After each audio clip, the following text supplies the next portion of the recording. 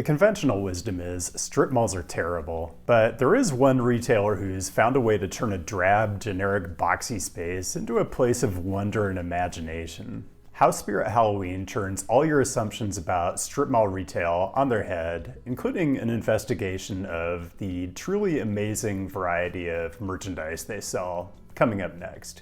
This is CityNerd, weekly content on cities and transportation, viewer-suggested topics, always welcome. And this one kinda came from a DM conversation with a patron, Dene, where we were talking about indicator species of strip mall failure. So I thought it'd be interesting to do a video about this particular pop-up retail establishment as a way into talking about things like strip malls, car dependency, American retail culture, and Halloween costume trends. But it only took me like 5 minutes of research to find out that Rachel, the program director at Strong Towns, already wrote a think piece about this, which pretty much confirms what I already knew, which is that it's basically impossible to have an original idea anymore. But you should definitely go read it. I'll put a link down in the description. It's a pretty even-handed assessment and kind of concludes what it probably should conclude, which is that the fact that renting out vacant strip mall retail shells for a couple months a year is even a viable business model at all is a clear symptom of what the Strong Towns folks like to call the failed suburban experiment.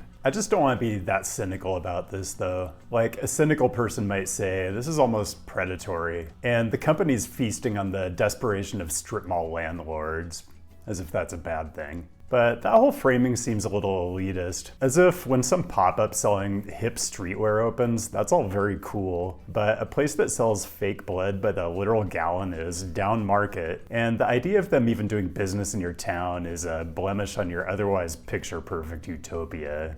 Get over yourself. It's not Sprit Halloween's fault that strip malls exist and that they seem to have an ever-growing vacancy rate that's roughly proportional to the number of Amazon trucks you see driving around. So you can call strip malls a failed experiment. You can say that designing huge commercial developments that are entirely predicated on people owning a car and driving for miles to accomplish the very simplest errands just was never a very good idea. And it is true. The very existence of Sprit Halloween does rely on a steady flow of empty commercial spaces that have little prospect of leasing to long-term tenants. So you could say, behind every location of this venerable institution is a failed business of some kind. In a sense, the company is a strip mall vampire, or a mad scientist bringing the corpse of a big box store back to life, or maybe an indicator species of zombie retail spaces. I'm just trying to be seasonally appropriate here. So let's do a field visit to a couple locations and see what we can learn about how Sprit Halloween transforms otherwise moribund, auto-oriented retail spaces into holiday wonderlands of the imagination. We can use the Google Maps time slider to figure out what was here before, and in the case of this first one, it was a furniture city, and I'm guessing they were not joking when they said the whole store was on clearance. Or this one, Country Dan's Furniture and Sleep Gallery. Man, furniture has got to be a tough space to be in these days. Both of these developments are located, no surprise, on a strode, and strip malls basically always are by definition. But I really don't want to talk about roadway design today. Instead, I want to talk about the great improvements to the urban realm that Sprit Halloween implements when they come to your city. Witness, for example, how Sprit transforms this previously dismal structure.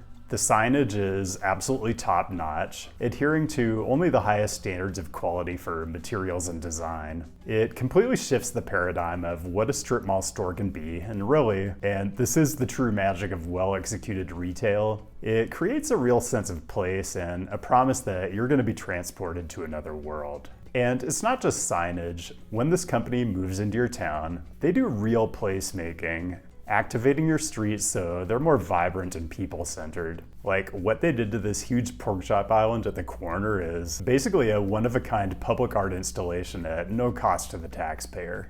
It really is funny that there are still undeveloped parcels here that look like they're destined to be more of the same when the property manager apparently can't even fill the buildings they have with long-term tenants. You can't even understand what these people were thinking when they developed places like this. It's just an amazing amount of free parking and these super long turn pockets. Like, what kind of store were they envisioning was gonna come into a location like this and draw that many customers? Maybe it's just a failure of imagination on my part, though. I mean, apparently Warren Buffett thinks this is a gold mine, so what do I know? At least the empty parking lots are good for one pop-up business I can get behind. One more thing about this particular Spirit location, it's attached to the Shamrock Food Service warehouse, which, if you've seen Halloween 3 Season of the Witch, and you should since it is one of the great artistic achievements in the history of cinema, well, the fact that these two operations share a common wall should raise some very troubling questions. Okay, in a minute I'm gonna go where the real action is. The store's interior, where no expense has been spared to create a truly elevated retail environment. But first, brief reminder to engage all the usual screen elements if you appreciate a channel that doesn't mind throwing the occasional seasonal curveball. All the usual ways to connect on the apps, and your direct support on Patreon really does help sustain the channel. So one thing you might be noticing today, or not, is that all the footage I'm showing you is taken on location here in Albuquerque, New Mexico. And one thing people ask me a lot when they find out I'm living in Albuquerque is, does Albuquerque have good urbanism? Like, the unstated question is, why would you live in Albuquerque? It's kind of the same thing people asked me about Vegas last year. Well, here's one reason. The world's largest hot air balloon festival. Any city can have like cool streetscapes, but not every city has the Albuquerque box, which is the name for the bizarre airflow patterns that allow hundreds of balloons to do a mass ascension. So checkmate, urbanists.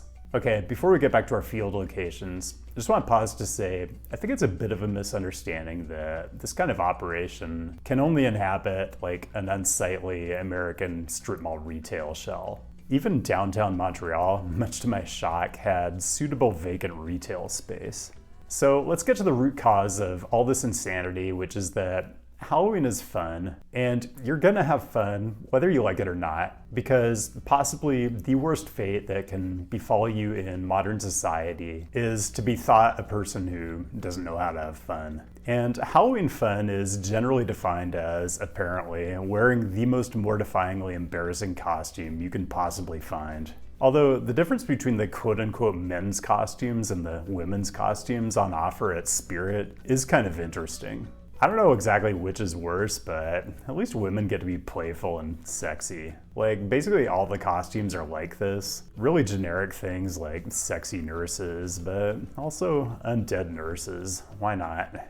Women of the cloth, vaguely psychotic clowns, Dr. Seuss characters. Any and all of these things can be sexy. Sexy corrupt police, sexy people who have been incarcerated by said corrupt police. Sexy steampunk peasants. Sexy Patrick Star, sure. Weird Barbie, okay, weird Barbie actually is sexy. Men just kind of get the short end of the stick on Halloween. Like, Wilma is kind of cute, but Barney is just a dork. Also, women can be Velma, obviously, or even sexy Scooby-Doo, but guys have to be Fred. Nobody wants to be Fred. Not to go all men's rights on this, but as a dude, your choices are pretty awful. You're either gonna choose some stuff from the mix and match redneck section, or just wear some huge cylindrical item, or a ginormous Cheeto, or something else totally ridiculous. Like, I don't even know what this is. Is the alien performing a Heimlich? It's just really hard to look at. So Spirit Halloween does tell kind of a troubling story about how we design our cities. And the story is, it's apparently highly profitable to operate a store that a person will almost certainly patronize only one or more likely 0 times in a year, to buy a product they'll likely only use once, and even at that, regret it. And the existence of Spirit really is evidence of how hard it is to get a new long-term tenant for a strip mall store these days. Our cities have permitted so much of this kind of development under the assumption that people would want to drive places and buy stuff all the time, in perpetuity, when it turns out that people would often rather sit at home and order things to be delivered to them. Not that that isn't also problematic. So if there's one thing we can praise Spirit Halloween for, it's maybe not their great urban design elements or placemaking chops, but just for making it as transparent as possible that this kind of built environment simply isn't built for long-term success. And instead of trying to build more of it, maybe we should be moving a lot more aggressively to retrofit what we already have. And that's all I got. Thanks for joining in. Thanks to the patrons, as always, for your direct support, which gives me the freedom to try different stuff and to get out to more cities. I literally just got back from Houston, Texas last night, and do I have a video coming for you. In the meantime, keep the great topic suggestions coming. I'll be back with a new installment next week, and I'll see you then.